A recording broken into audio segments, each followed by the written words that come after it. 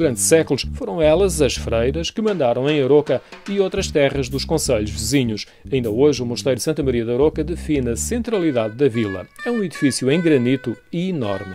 Data de finais do século XVII e até finais do século XVIII. Mas o primeiro edifício é muito anterior, data do ano de 925, segundo a documentação existente na Torre do Tombo.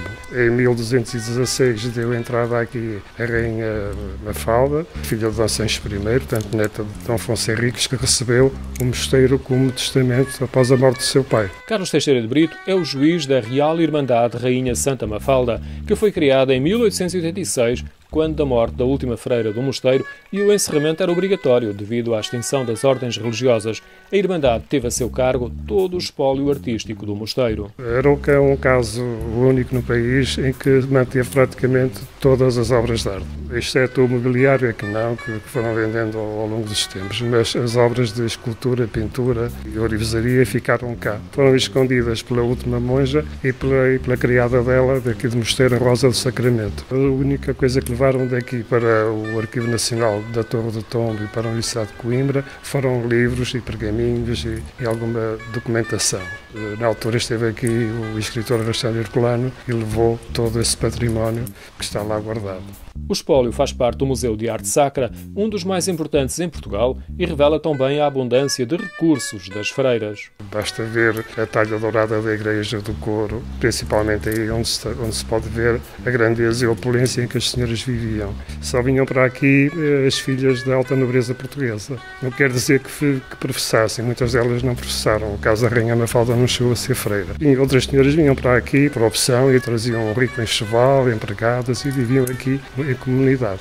A riqueza começou bem cedo, com os terrenos e outros bens que Dona Mafalda ofereceu ao mosteiro e um pouco antes com o seu avô, Dom Afonso Henriques, que concedeu carta de coto ao mosteiro. O coto de Aroca era praticamente o atual concelho, mas também tinha terras nos concelhos de Valcâmara, de Oliveira das Meias e de Estarreja. As monjas decidiam e nomeavam os presidentes das câmaras. A Misericórdia de Aroca, fundada em 1610, tinham plenos poderes, elas é que decidiam tudo. A única casa senhorial deste território é o Mosteiro de Aroca. Já no século XIX há algumas casas embarazonadas e a única exceção é uma casa do século XVI, a Casa dos Malafaias, mas não eram daqui, vieram de São Pedro do Sul.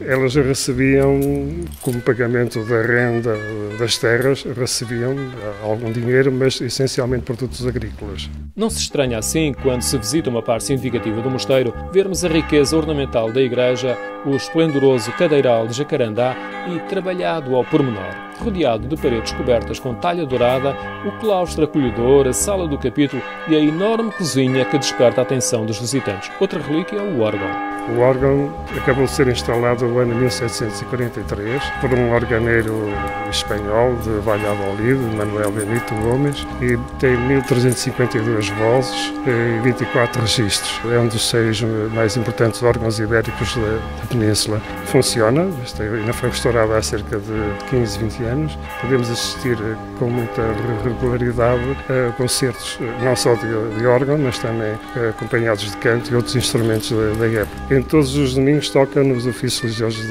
da Igreja. No caso dos concertos, geralmente média um por mês, mais ou menos. Quando assistimos a um concerto de órgão, podemos ver a grade de madeira que separava o povo do coro das freiras. Esta opulência, curiosamente, contrasta com a origem da clausura feminina e com as normas a que se sujeitavam. No início, o mosteiro foi beneditino. Depois, passou a ser exclusivamente feminino e, com a chegada de Dona Mafalda, é introduzida a regra de Cister. A ordem beneditina, através dos tempos, ganhou muito protagonismo e muito poder, até que, no finais do século XI, volta a cerca de 1090, surgiu a Ordem de Cister, com alguns dissidentes monges beneditinos em França, e fundaram a Ordem de Cister para voltar às origens. Claro que mais tarde a Ordem de Cister volta a ganhar muito poder e muita influência. A Ordem de Cister é particularmente importante em Portugal porque foi fundada na mesma região de França, na Borgonha, de onde era natural o Conde Dom Henrique. Não é por acaso que eles são logo os primeiros aliados de Afonso Henriques na expansão do território português, Casa de Alcobaça, os mosteiros do Douro, foram entregues as terras aos monges da Ordem de Cister. E com o tempo o poder foi aumentando e claro que já nos finais do século XVIII era uma ordem muitíssimo rica. Dona Mafalda, que foi reconhecida conhecida como Rainha de Espanha, retirou-se para Aroca e morreu em 1256. No final do século XVIII foi beatificada pelo Papa Pio VI e no ano seguinte o seu corpo foi trasladado para a ala direita da igreja do mosteiro. O túmulo em pedra está protegido por uma estrutura de madeira junto ao solo. O corpo está na parte de cima do altar, dentro de uma urna de vidro e madeira.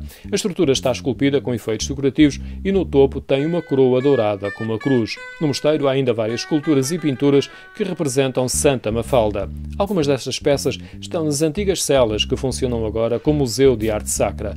O mosteiro de Santa Maria de Aroca está classificado como Monumento Nacional e, ao abrigo do programa Revive, uma parte significativa da estrutura foi entretanto concessionada para fins turísticos.